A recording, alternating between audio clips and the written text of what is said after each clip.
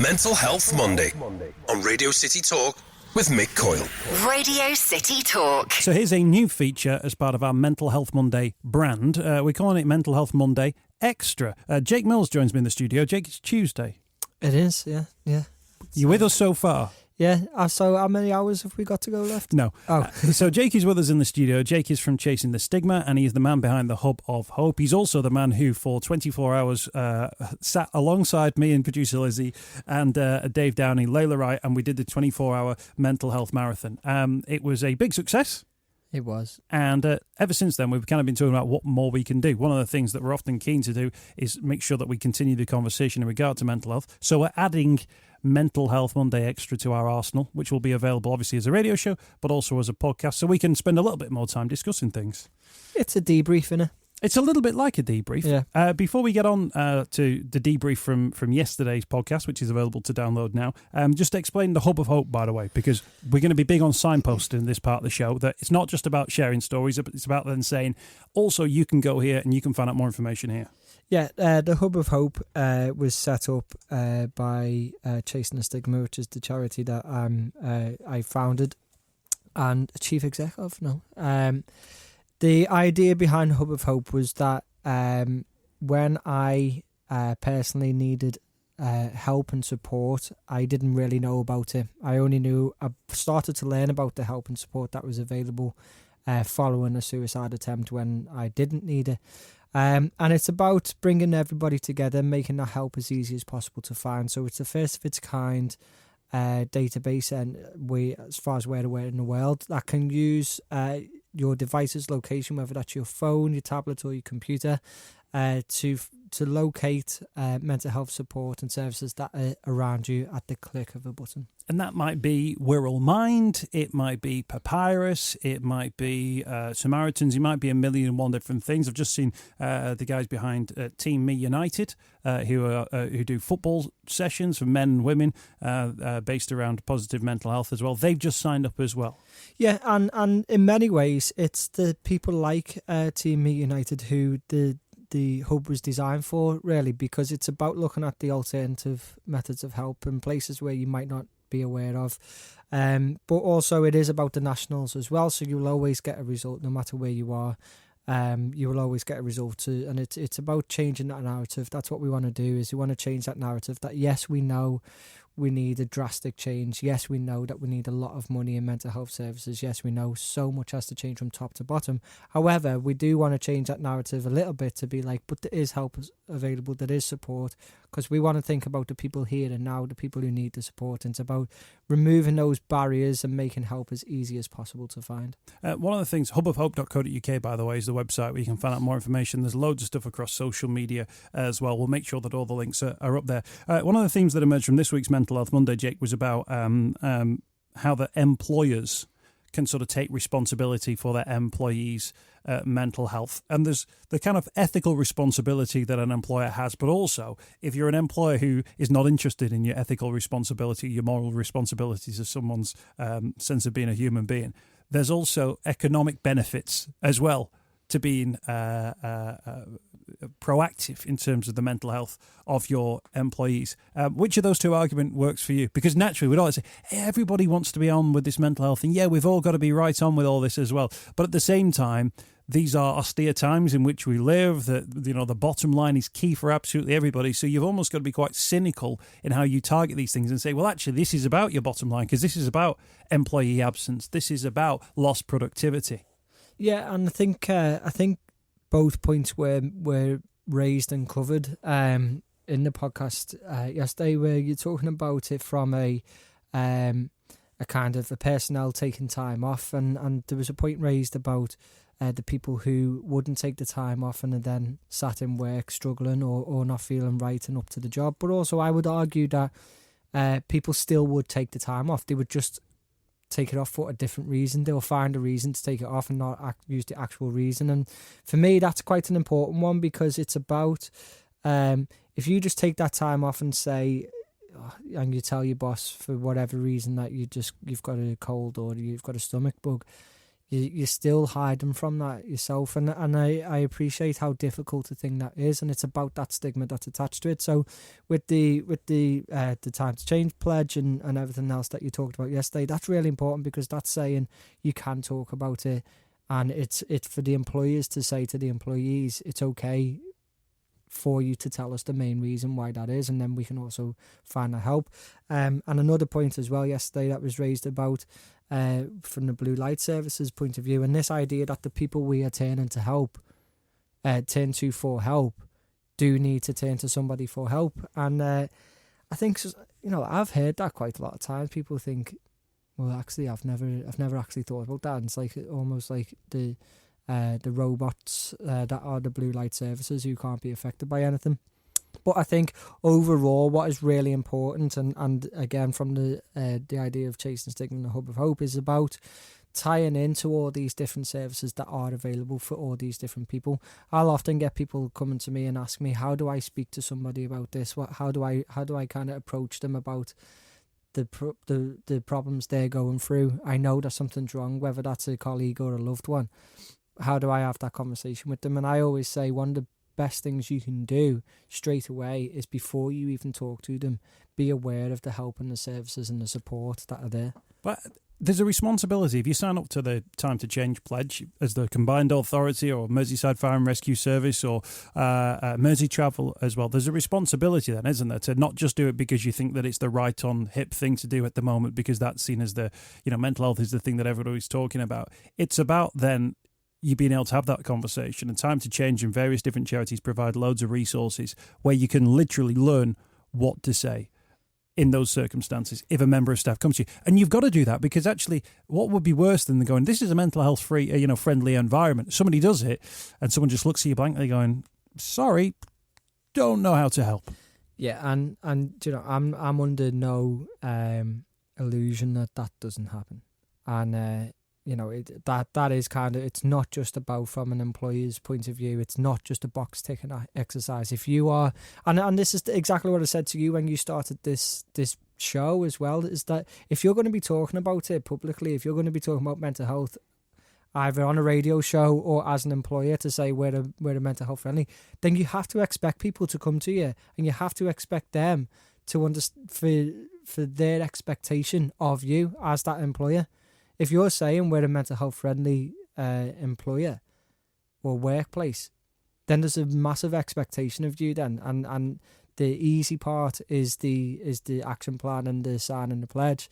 The hard part is actually implementing that over the years and in practice when people do come to you. And that's I would argue that's the main challenge, and that's what needs to be taken more serious. Do you think not the danger as such, because these are all positive things, but there's an issue here that actually what you sometimes do is you create like a linear thing, which is a pathway between a junior member of staff and a senior member of staff. And actually it might well be that it's not about that relationship. It's about a relationship which goes, across an office floor, across a factory floor. And sometimes that if top bods within management sign up to something, it doesn't just matter about you've got a supervisor to go to, because actually your mental health isn't about your ability to hit target. It's about your ability maybe to operate within a particular environment. Is that something which like teams of people need to be aware of? Yeah, and again, if amongst your colleagues, that's arguably where the stigma may exist. And as you said, you might already go to your line manager to have that conversation off the record. It's about the people around you. So that's the thing, because you've then got to go back into that office environment going, well, I've had that conversation, but now I know that person, if they're doing their job right, will put things in place which might make my lives easier. But that may also involve then them having conversations about my ability to do certain types of work. Then you get the worry, the stress, and the anxiety that come with, well, what are they actually going to say to other people about what I've said to them? Yeah, and again, that's part of that expectation and that responsibility that the employer will have, because it's not just about the one thing. It's so many different levels, and it's that normalization, and it's that conversation that you will have amongst all the colleagues across all kind of levels within the industry to say, this is kind of how we're going to, the workshops, the conversations, the education that you can have. But it's a big job. It is a big job, and it will take time, and that's why it's a massive commitment by by employees and workplaces to say, we're going to tackle this head on. We're not just going to just sign something and have it pictured and that's the end of it. It's dealing with people, especially as we said in the blue light services as well. It's dealing with people who take on so much and have an expectation from the general public. And that's a massive, massive pressure. Yeah. We signed up to the Mental Health Media Charter, which was set up by Natasha Devon, which is about the media being responsible at how they report. And actually, sometimes it's worth always having it in front of you to just check off things to make sure you are still doing it. Because naturally you go, well, we'll do it this way because that presents, the best course of talking about mental health within the media. And there's always a danger that somebody comes on your show who says something, and then you've got to think, well, does that pass the media charter test? But also, do I want to say to them, you're saying that wrong? If you're talking about suicide and you use the phrase commit suicide, which is now starting to be seen as not quite the right thing to say, I can't start somebody mid-flow and say, look, I know you're talking about something really serious there, but you used the wrong language. It's about finding the right balance, I think. It is. It's got to be. That's something that I have a personal opinion on. If anybody ever said that to me when I was talking about it, I think I'd probably... wouldn't be best pleased with that. I think that, there's got to be a balance between encouraging people to talk and then, because you don't want to put any other barriers in the way to say, you're right, we encourage you to talk, but you've got to do it the right way. But it's about the people. There is a balance. There's got to be a balance.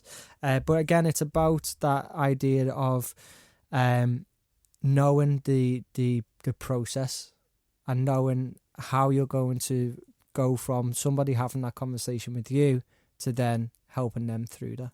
Jake Mills is with us in the studio. It's Radio City Talk. It's Mental Health Monday Extra on a Tuesday. I was just going to call it Mental Health Extra, but no, apparently we've got to get the branding. I was producer Lizzie's idea, not mine. The hashtag's too long, but it doesn't matter. If you've got thoughts or you've got questions you want to throw into the conversation, drop me an email, mick@radiocity.co.uk. We'll introduce your questions as part of this slot every Tuesday here on Radio City Talk. One of the interesting things about the conversation, I raised it actually with one of the guests on Mental Health Monday. We were talking about positive things that workplaces do that are proactive. It's not just about creating an environment. It's about thinking, right, how are we going to do things? There was an example of a construction firm, for instance, that gave employees their birthday off. And you think, actually, there are simple things that you could do within a workplace that actually just make things a little bit easier. A friend of mine works for a company which are classed as the number one employer. And I'm going, well, what is it that's so great? He doesn't get paid millions and millions and millions, but he gets things like I think they're called like duvet days. He gets like 3 duvet days where over the course of a year, you can just ring up and go, you know what, this Tuesday, I'm just not coming in. And it's not one of the booked holidays. It's just one of those things. They also have sessions where they'll go and do like volunteering for a day. Whereas a workplace, right, coming on to work on Friday, bring your scruffs because we're going painting fences for a primary school. And it's not that, they're all expert painters, but it's about taking them out in the environment, becoming like a team building day and doing things which actually are happening anyway, but actually framing it in a way which goes, you know what, it's all right working it. And that can make a difference to people. It brings trust with your employer, loyalty as well. Because you think, well, I could go and get another job, but the hours would be longer. They wouldn't give me the benefits that I get here. And people value that in sort of 2018. Yeah, and again, it's about this idea of mental health doesn't have to be bad mental health, and it's about having that conversation when it's a good thing or a bad thing. It's about normalising mental health and mental well-being, so that if anybody was struggling, then it's easier to be able to have that conversation about. Little things like that will make people comfortable, happy being where they are. And it's about, if you're having that conversation in good times, or if you're not having that conversation when mental health is good, then how are you going to expect people to come and talk to you when it's not so good? So it's about normalising it. And again, charters and other things that people are signing up to, you don't have to see it as a negative thing, as a negative mental health. It's about the well-being of the workforce, and that will have massive impacts on your business. I think the other thing is, though, businesses, in the current climate that we're in, might go, well, actually, in terms of wage growth and in terms of the bottom line that they have on, profits and things like that, those sorts of days where essentially everyone gets a free day, or that people don't have to go to work and your productivity falls through the floor, but it has a long-term effect. In the short term, that's one of the dangers, isn't it? That you go, well, let's get rid of that because that's costing us money. Let's just make sure everyone's working all the time. And that's when you kick in the long term. But it's about employees being able to see that and spot that from a distance and know the damage that might be done as a result of instigating that. Yeah, and I think even just having the option, like, you know, as an employee, if you knew that you had those duvet days, you had 3 a year, just having them in kind of in up your sleeve to think, well, I can take that if I need to. That just having that option will be a massive benefit to them, because they might think, well, I could take that if I want to, but does it feel like one of those days? No, I'm all right actually. Or, you know, it's giving people an option, and I'd be surprised if they all got used. Actually, I really would. But what a great choice to have.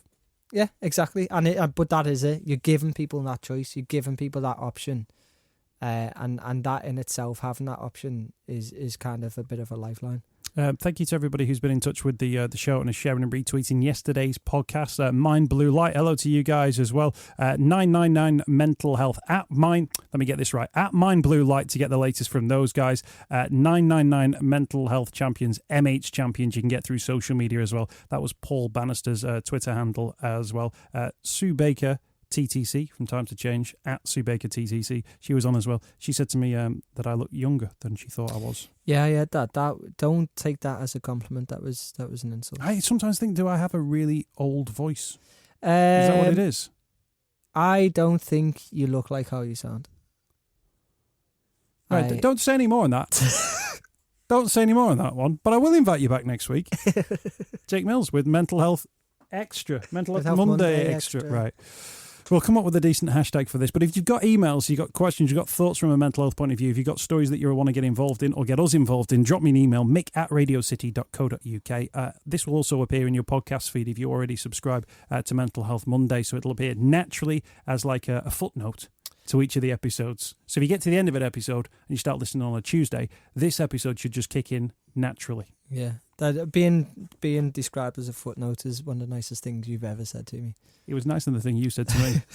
Jake, thank you for your time. Hubofhope.co.uk if you want to find out mental health services where you are. You can either enter your postcode, or if you've got one of those phones which tracks where you are, it'll do it automatically. Absolutely. And check that out, hubofhope.co.uk. Mental Health Monday with Mick Coyle On Radio City Talk.